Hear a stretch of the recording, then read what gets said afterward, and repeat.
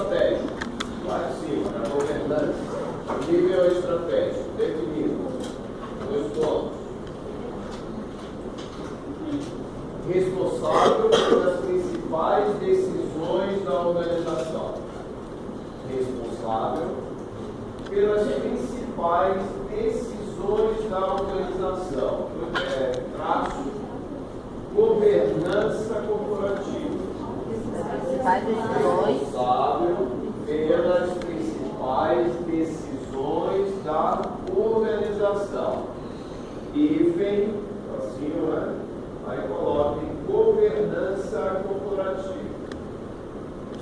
Ok? Então ali já explicamos que lá acontece o processo corporativo. Primeiro nível. Governança corporativa. Segundo nível. Segundo nível, que é o nível ali intermediário, é chamado de nível tático. Tático. Nós sabemos o que é tático, né? O gerente vai administrando as contingências. No nível tático, 2 pontos.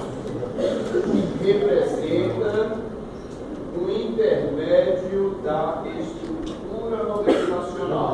Representa um intermédio. Representa um intermédio da estrutura organizacional. Coloque um tracinho. Escrevam gerentes e diretores de áreas. Gerentes e diretores de áreas. Aí estamos lá no organograma, lá o presidente, segundo nível está aqui. Diretores ou gerentes de áreas. Bom. E o terceiro nível? Qual é o terceiro nível lá de baixo? Chamado e conhecido como operacional. Então, nível operacional. 2 pontos.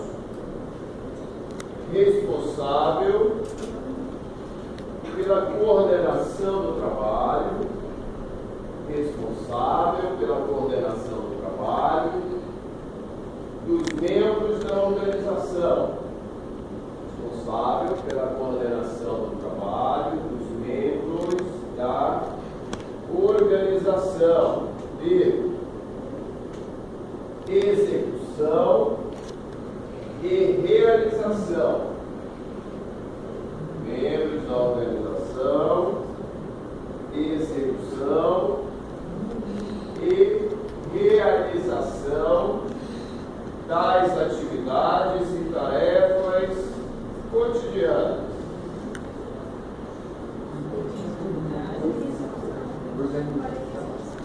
Das atividades e tarefas cotidianas. Execução e realização das atividades e tarefas cotidianas. Muito bem. Gente de primeiro semestre aqui, né? Semestre passado, pessoal de comportamento, planos, organizações, nós falamos de grupo. Ok? E o que é o grupo? Pessoas que se juntam para realizar um objetivo comum. Tudo bem? Muito bem. E falamos que essas pessoas se juntam em grupos formais. Quais são os grupos formais, pessoal do segundo semestre?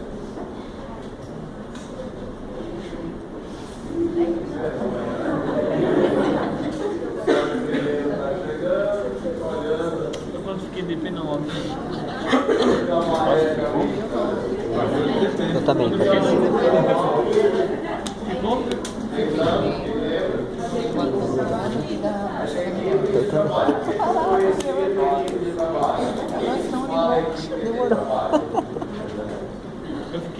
fiquei na minha. Eles trabalham para fazer a mesma coisa, eles trabalham em equipe para o mesmo objetivo, para fazer a mesma coisa juntos?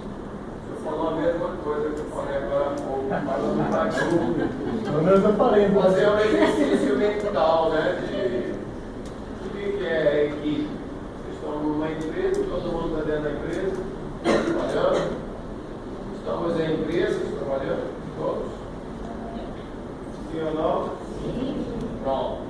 Porque vocês fazem parte de uma equipe de trabalho lá na empresa que estão nesse momento. Por quê? E para realizar uma função. Foram contratados para realizar uma função. É qualquer função? Quando você foi contratada para que função? Área fiscal. Quando você chegou lá, você teve que descobrir o que era a área fiscal. E aí o que fizeram para te ajudar? Mostraram. E também treinaram você a ser uma fiscal. Não é verdade? Você sabia ser fiscal? Aprendeu lá. Para ocupar aquela função. E isso é um papel. Ok? É formal porque você está dentro do papel. Não é porque você quer ser fiscal do seu jeito. Tem que ser do jeito que a empresa precisa. Aí ela vai treinar cada um. Para que cada um responda à necessidade da empresa. Tudo bem? Então, por que é formal? Grupo. Porque ocupamos funções pré-definidas pela empresa, papéis pré-desenhados pela empresa, por isso que é formal. Ou vocês fazem o que bem entendem lá dentro da empresa? Não. Senão o cara vai mandar vocês embora, não vai? Eu quero aqui alguém para fazer o que bem entende. Eu quero que venha fazer o que eu preciso que seja feito, não é assim? Por isso é que é formal. Aí se você discutir, o cara vai dizer assim, peraí, você foi contratado para fazer o quê? Aí você vai lá e fala, faz isso, então, vai reclamando do quê? Você assinou um contrato para fazer o quê?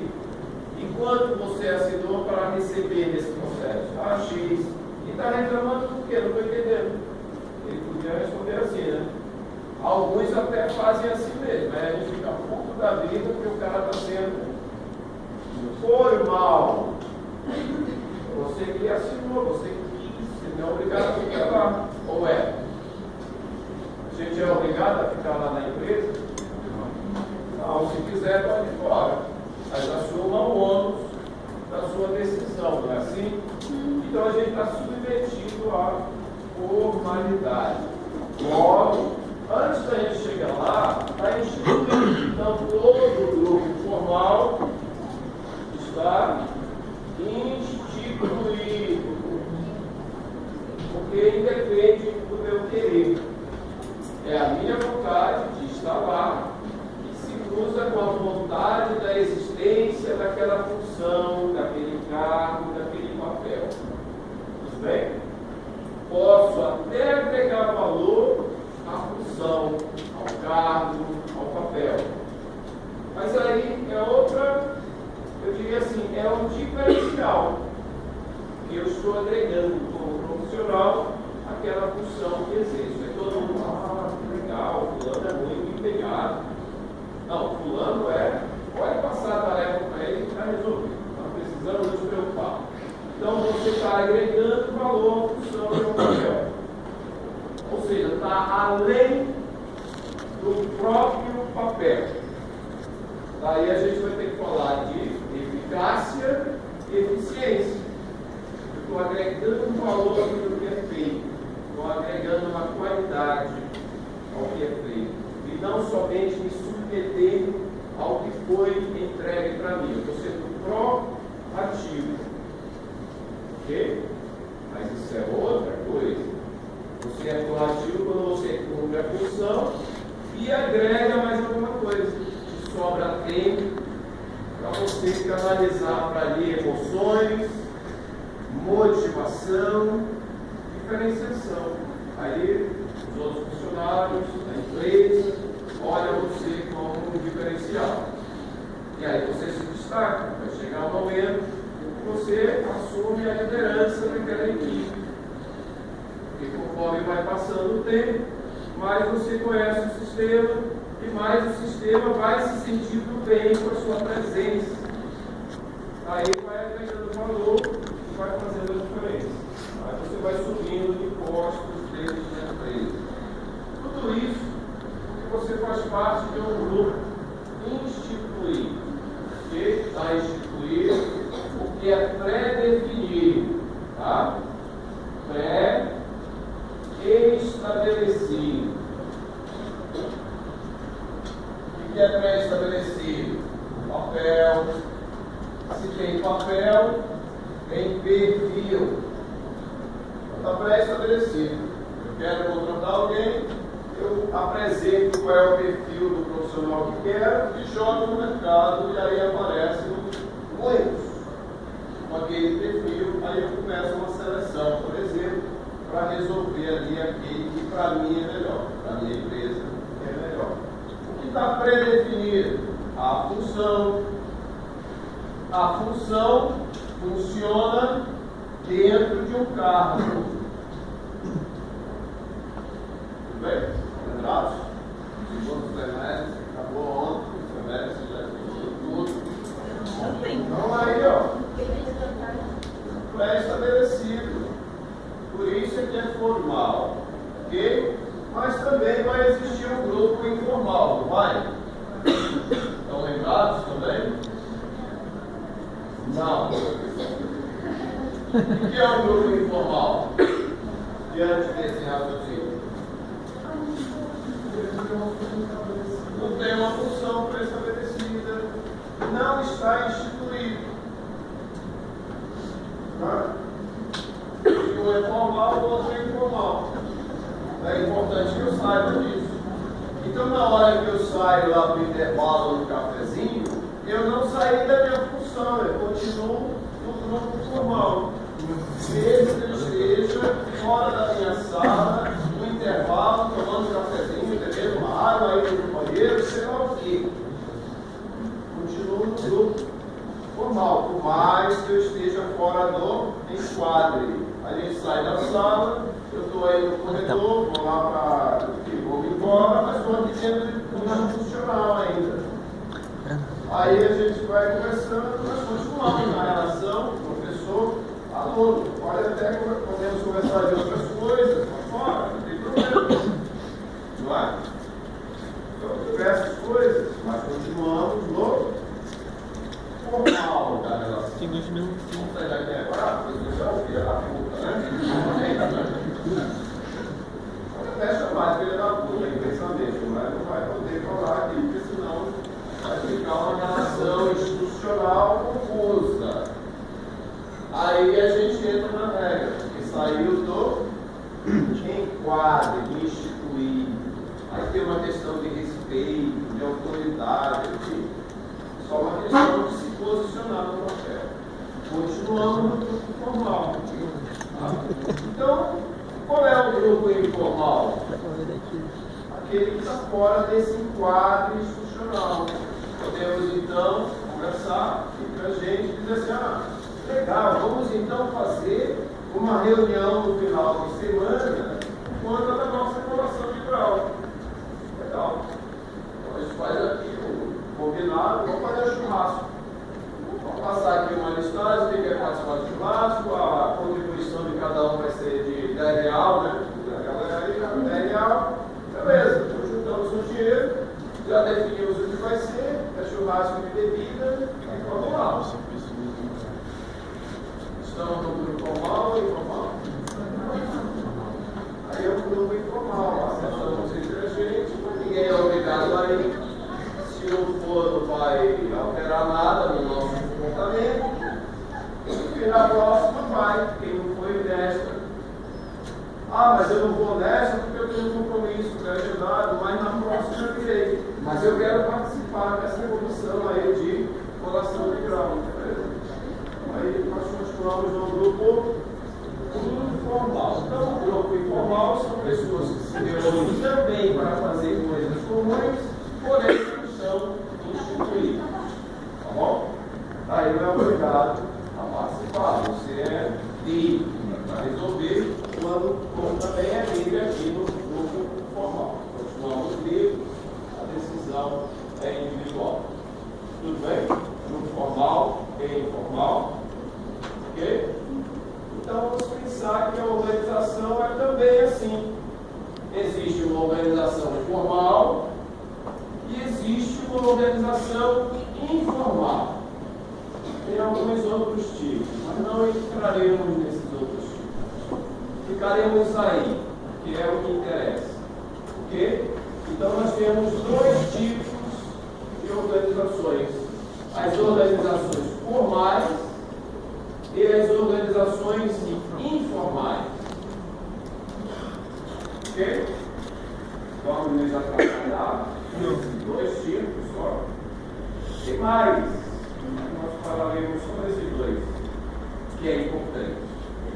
Uma organização formal, como seria? CNPJ, tudo bonitinho. CNPJ, contrato, razão social. Tem o quê? CNPJ. É uma CNPJ e já instituiu. Então, temos aqui uma CNPJ, tá?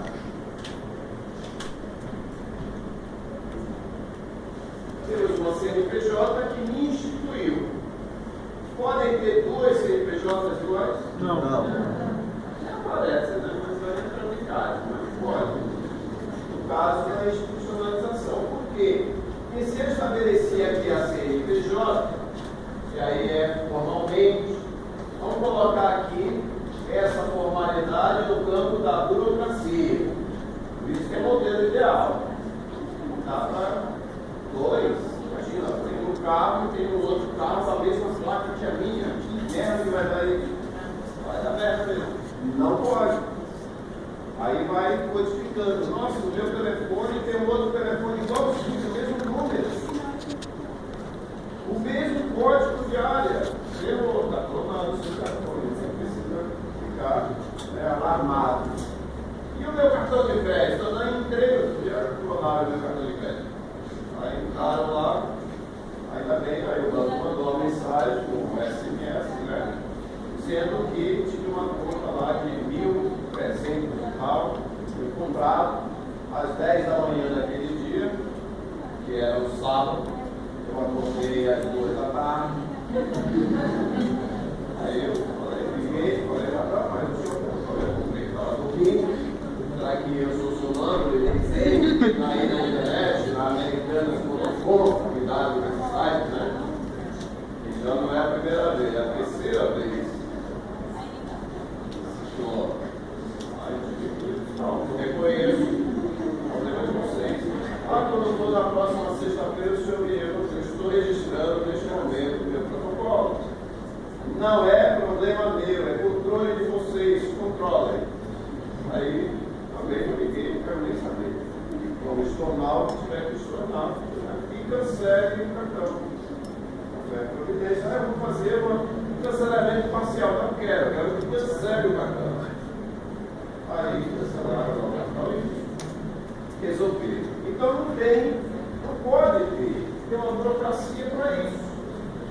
Se tiver esse tipo de ambiguidade no processo burocrático, o modelo está errado. Por isso que o Max Weber vai dizer que é o modelo ideal de organização burocrática.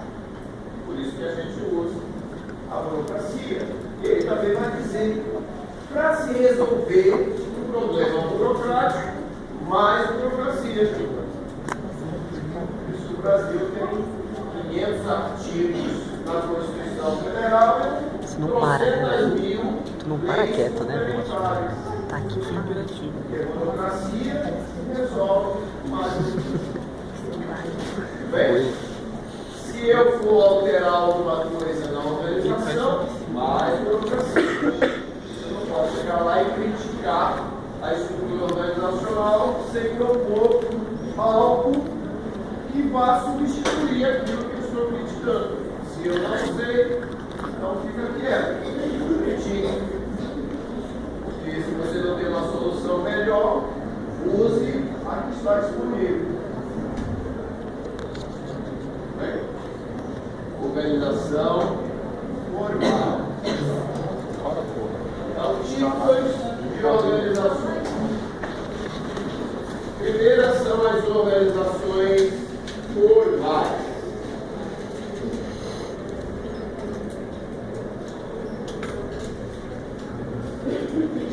Então aí, 2 pontos, refere-se tipos de organizações. Aí, organizações formais. Refere-se a estruturas, refere-se a estruturas instituídas como empreendimento. Refere-se a estruturas instituídas como empreendimento. E aí vocês podem abrir um parênteses e colocar assim, ó. Primeiro setor.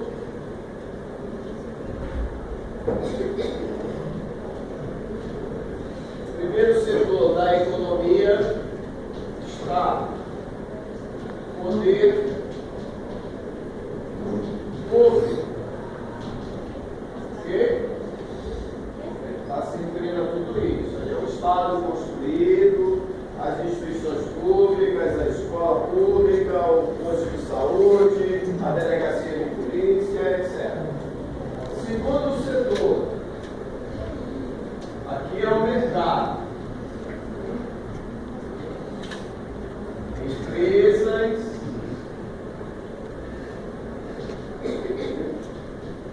em geral, esse é o setor. Tudo que é empresa é segundo setor. Tudo que está no mercado é segundo setor. Ok? E terceiro setor, sociedade.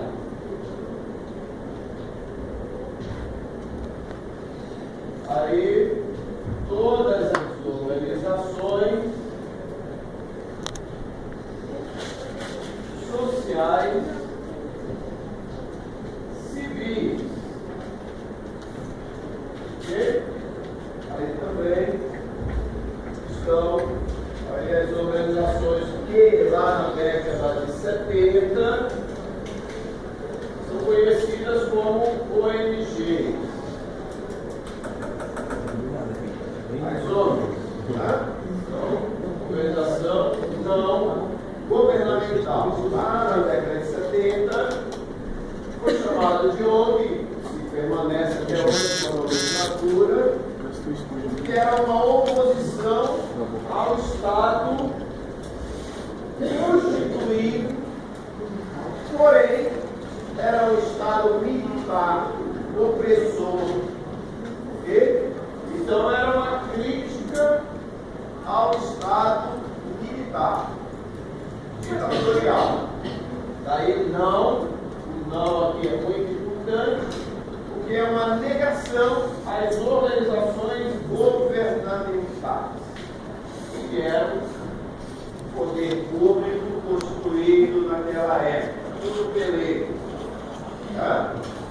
E aí então se construiu uma organização não governamental, até hoje assim entendi. Parênteses grandes, né?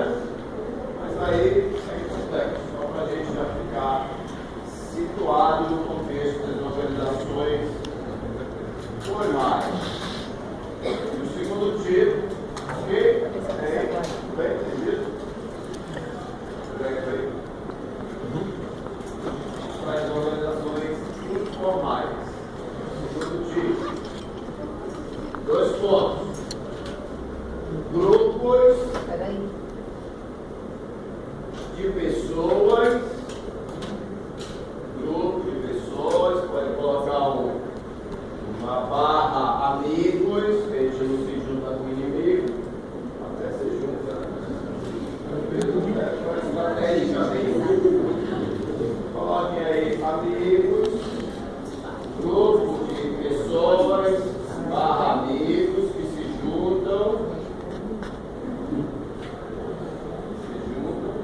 para desenvolver alguma coisa em comum, para desenvolver alguma coisa em comum,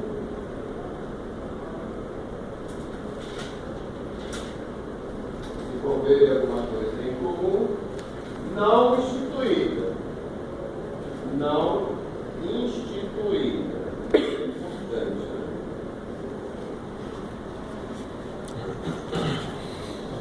Ok? Mais um tópico: características das organizações. Características das organizações.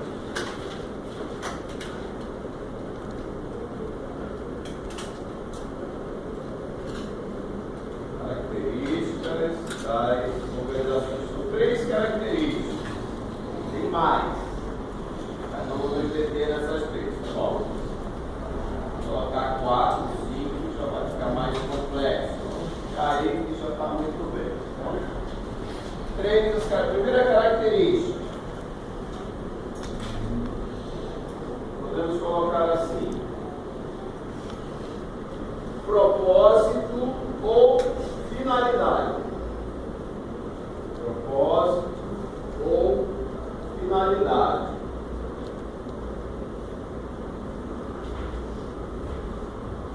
Vou aproveitar aqui esse parênteses e vamos explicar isso também. Por exemplo, primeiro setor. Aqui vamos por setor. Finalidade.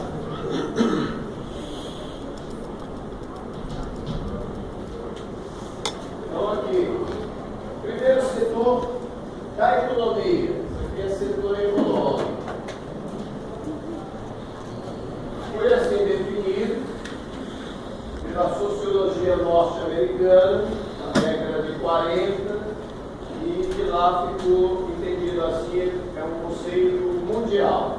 Assim que é conhecido. Então, setor econômico. O primeiro setor é o primeiro setor econômico. O Estado movimenta a economia através do quê?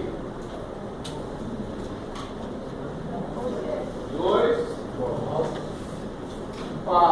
imposto. Chama imposto. Você não tem escolha. Okay? Ganha até X, terá um percentual do salário mínimo e não se desconta o imposto. Mas se começar a ganhar um pouquinho melhor, já começa a cair o imposto lá em cima. E conforme vai aumentando o seu salário, toma imposto. Em alguns países oscila dos 27%, no caso brasileiro, 27,5%, até 35% do que você ganha. No caso brasileiro, vocês trabalham um mês de graça, entre aspas, que é um mês do seu salário vai para o imposto. Ganhar um pouquinho mais, 2 meses. E se ganhar melhor ainda, 3 vezes. Aí tem gente que ganha, paga um carro popular, ou mais ou menos popular, no ano. É um carro que você dá para o governo, o que é o imposto. A escolha. E se não pagou, o que acontece? Cai na malha fina, não é? Se trata de imposto de renda, e daí você fica lá devendo, tendo uma dívida pública. Então, a finalidade do Estado, para quem quer ficar com dinheiro, para quem que pega esse dinheiro no imposto, político meter no bolso, qual é a finalidade do imposto? Manutenção de Também, né? Porque eles se contratam, eles têm funcionários públicos. Quem paga são nós. Também, para manter a estrutura. Tá? finalidade do dinheiro que eu pago? Manter a economia? Do Estado. Por que eu pago dinheiro para o Estado? Constitucionalmente falando, qual é a finalidade?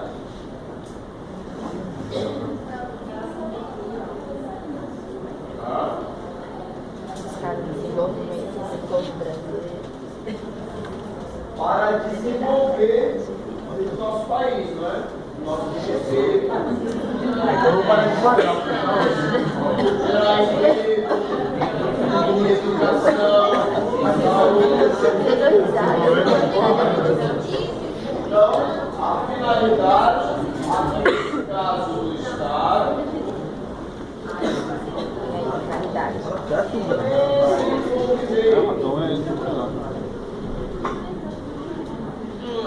desenvolver, investir, proteger todos nós. Por isso que chama proteção social. Engloba tudo. Cidadania, assistência social, escola, saúde, segurança, tudo. Proteção social, para que eu possa sobreviver às mínimas condições. Obviamente não é assim que acontece. Vamos entrar no médico. E aqui a empresa? Qual é a finalidade do mercado? Gerar emprego para recolher impostos. Isso aí é a finalidade do Estado. Gerar emprego. O mercado, se não tiver mercado, não tem trabalho. Qual é a finalidade de uma empresa? Lucro. Geração de renda. Mas não tem como não ter. E você falou, Eu? para o quê? Para não ter lucro? Finalidade da empresa? Gerar renda, Para que existe Ter lucro. servir as pessoas.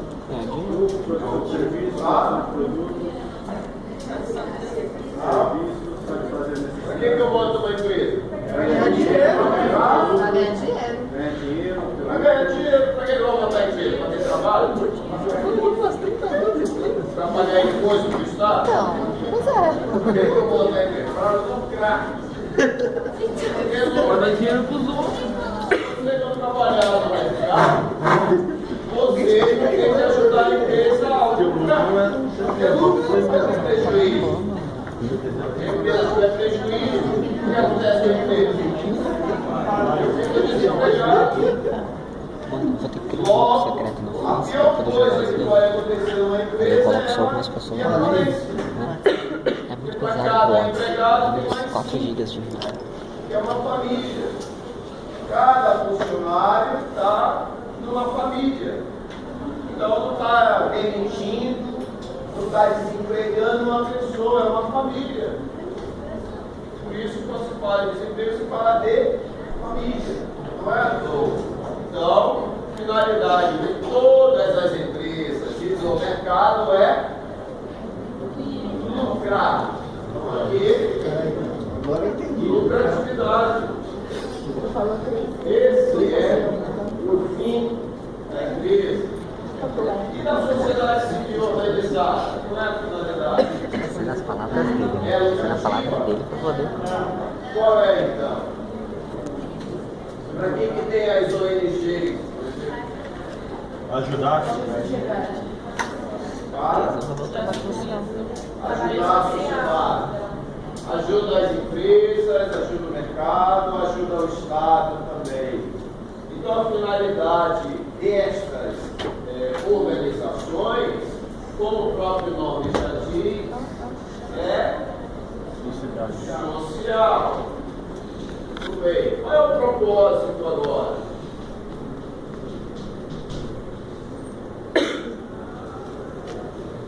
Qual é o propósito do primeiro setor? Ferrar com ele. Qual é o propósito?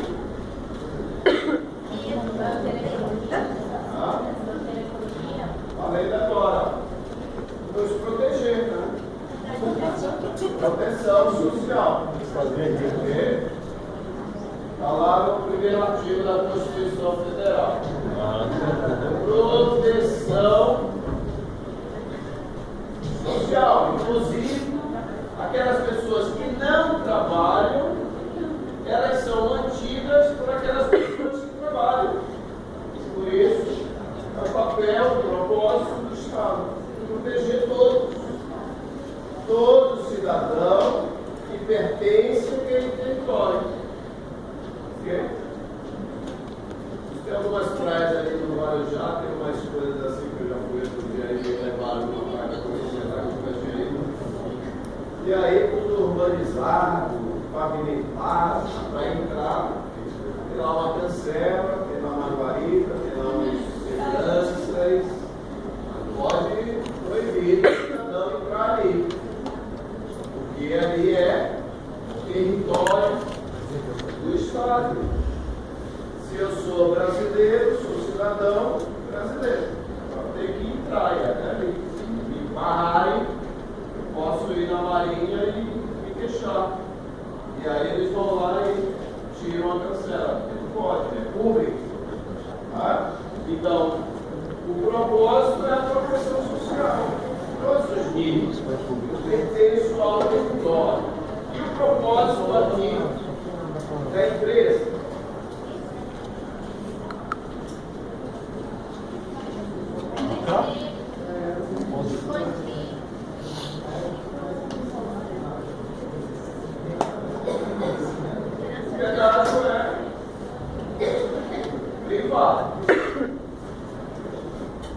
Lá em Porto Alegre, lá no Rio Grande do Sul, outro dia estavam reunindo as pessoas que quebravam a cancela do pedágio, que não queriam pagar o pedágio, para quebrar a cancela. E daí, o que aconteceu? Só porque quebraram a porra da cancela. Aí tiveram que pagar. Não porque era obrigado a pagar o pedágio, mas porque quebraram a cancela. Aí o advogado da empresa foi em cima disso. Da próxima vez, seu idiota, você não quer pagar o pedágio, fique aí antes de querer atravessar na marra, na força. Porque aí você está atravessando só aquele pedacinho de espaço, ali é privado. É igual se fosse invadir a casa de qualquer um aqui. É propriedade privada. Então ali está constituído um território. Aí eu posso chegar lá e invadir o território. Tem que assumir a responsabilidade por isso. Aí vai lá e o cara perdeu seu caminho. Então, na próxima vez você não quer pagar a verdade, então fica aí. Aí você questiona primeiro, apele, vai no Ministério Público, recorre, não quer pagar a verdade. Aí você vai ter uma notificação do Ministério Público dizendo, não, mas você não paga a verdade, você não usa ali.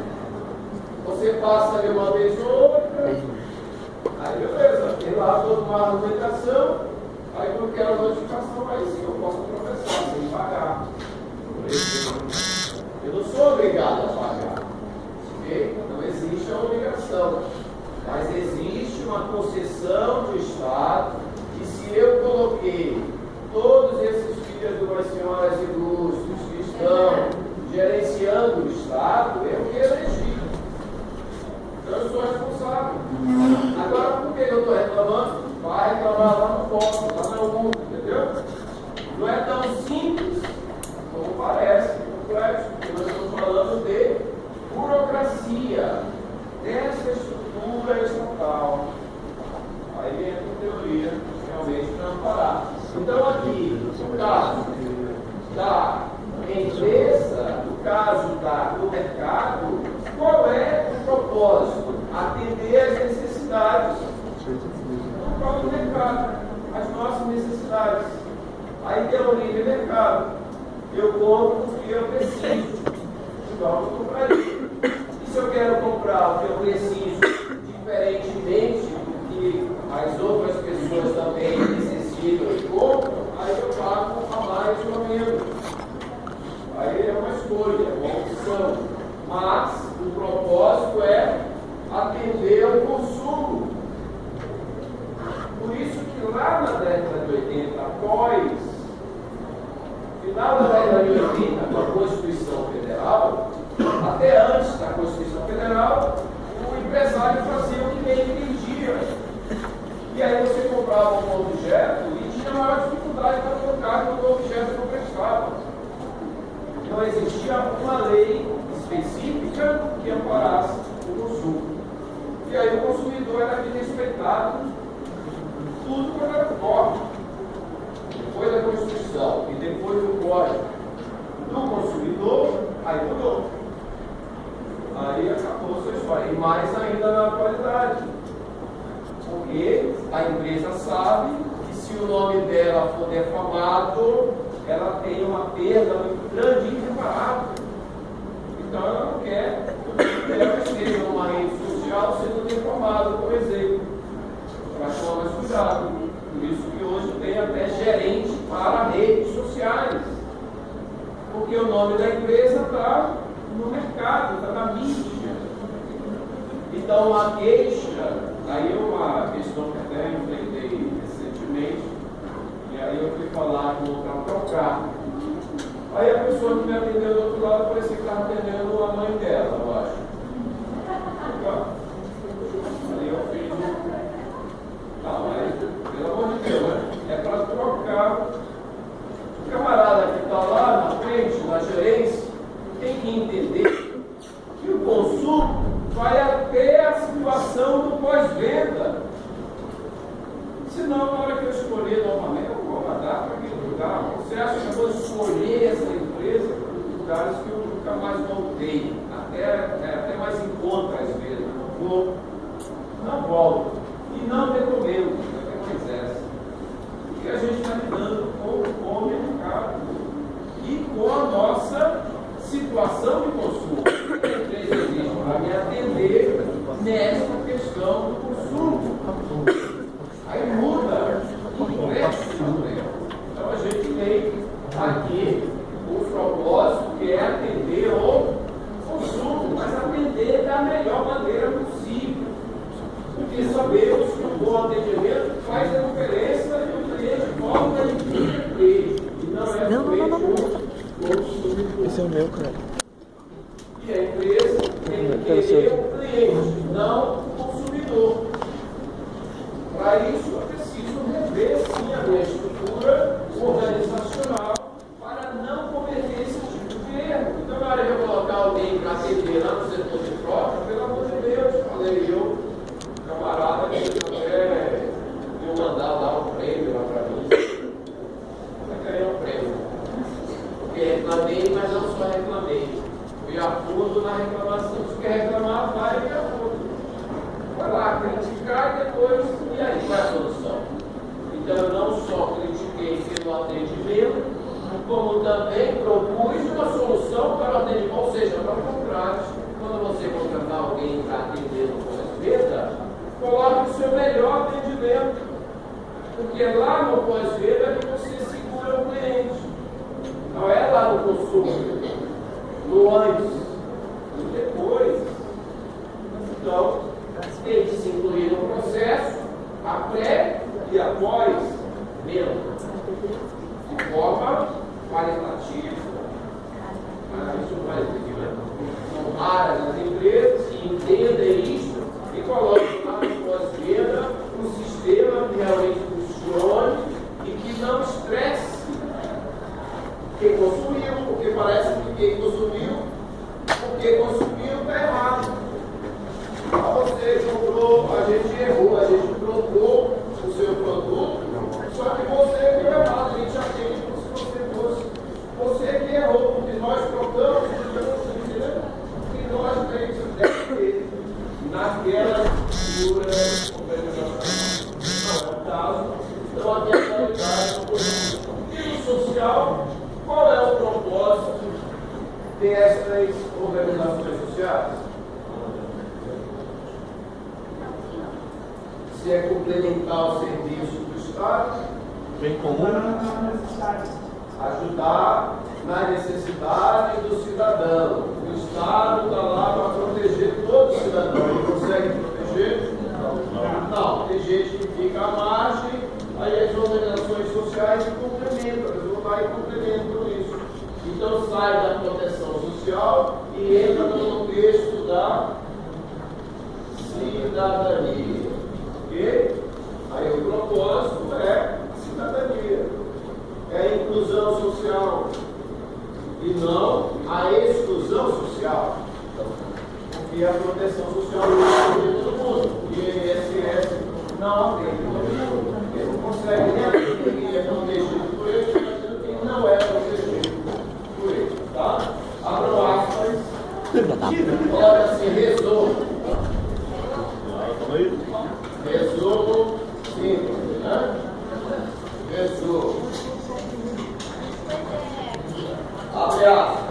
Uma organização é uma entidade. Uma organização é uma entidade que possui um propósito,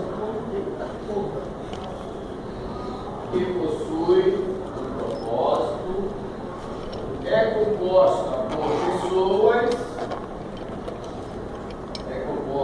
pessoas ou membros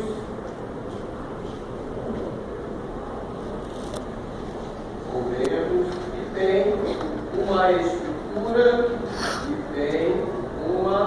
estrutura organizacional. Fecha aspas. Parênteses, Sobral, 2008, 2.5. Fecha parênteses. Sobral? Sobral é o livro aí da 2008. Sobral, vírgula, 2008, 2.5, página 5, né? Fecha parênteses. Segunda característica, fechar e a terceira. Segunda característica, então, composta por pessoas. Segunda característica. A primeira foi finalidade e propósito. Segunda, composta por pessoas. Eu já falei aí com vocês. E a terceira característica, possuem uma estrutura.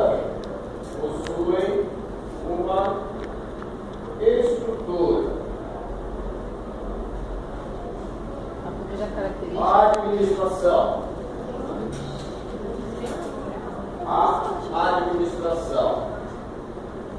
Dois pontos. Abre aspas.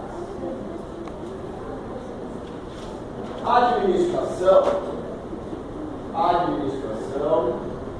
é um processo. A administração é um processo que consiste na coordenação do trabalho. Okay. A administração é um processo que consiste na coordenação do trabalho dos membros da organização.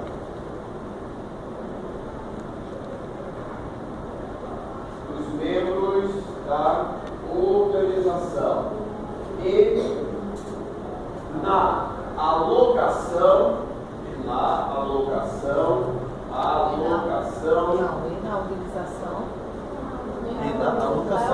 E na alocação dos recursos, vírgula, do trabalho organizacional para alcançar os objetivos estabelecidos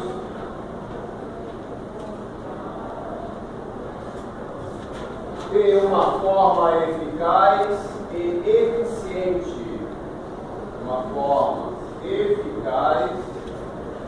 e eficiente.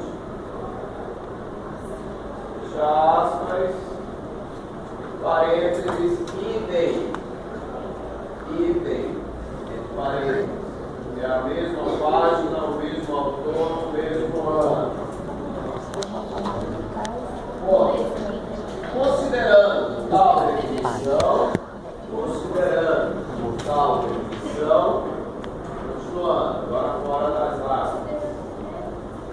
Considerando tal definição, a administração pode ser entendida considerando tal definição.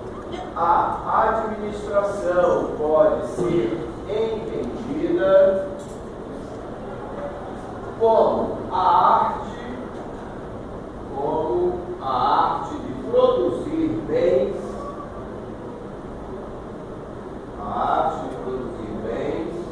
ou serviços por intermédio das pessoas. Serviços por intermédio das pessoas. Para fechar, elementos da administração. Elementos da administração.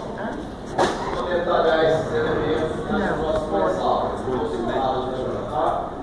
Letra A. Processo. Elementos da administração. Letra A. Processo. Letra B. Coordenação. Letra C. Eficiência. E a letra D. Eficácia.